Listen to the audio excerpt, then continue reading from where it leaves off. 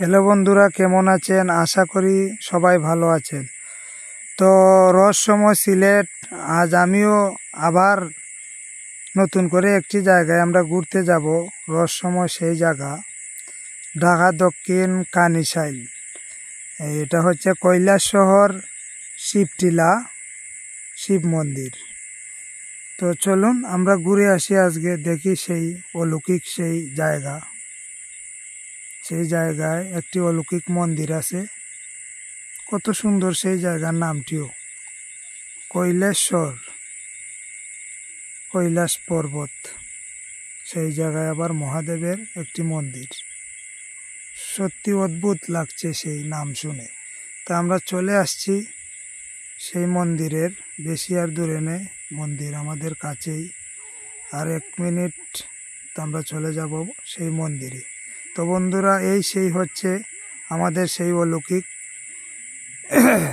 মন্দিরটি, টিলার উপরে অবস্থিত। খুব সুন্দর এই মন্দিরের কারুকার্য, এখনো শেষ হয়নি, কারুকার্য চলতেছে। মন্দিরটা খুব একটি রহস্যময় এবং অলৌকিক, তবে দেখার মতো হবে সেই মন্দির। চলুন আমরা ঘুরে আসি। এটা হচ্ছে তেঁতুল গাছ, এটা হচ্ছে কালাচাঁদের তলা বলে এটাকে।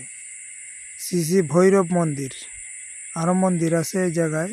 এটা হচ্ছে শ্রী ভৈরব দেবের, মহাদেবেরই এক রূপ, কাল ভৈরব। এটা হচ্ছে মা শীতলার মন্দির।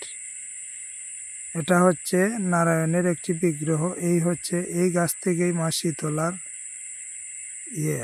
যে এই জায়গায় মা শীতলা পূজিত হয়। আর এদিকে হচ্ছে মার মন্দির। আর এটা হচ্ছে গিয়ে আরেকটি মন্দির, শ্রী শ্রী কালাচাঁদ মন্দির। এটা হচ্ছে ভগবান শ্রীকৃষ্ণের আরেক নাম কালাচাঁদ, নারায়ণের আরেক নাম হচ্ছে কালাচাঁদ, সেই কালাচাঁদ। এদিকটা অনেক সুন্দর, একদম মনোহর পরিবেশ, গ্রাম অঞ্চলের মতোই। আসলে মন্দিরটি ভাবনীয়।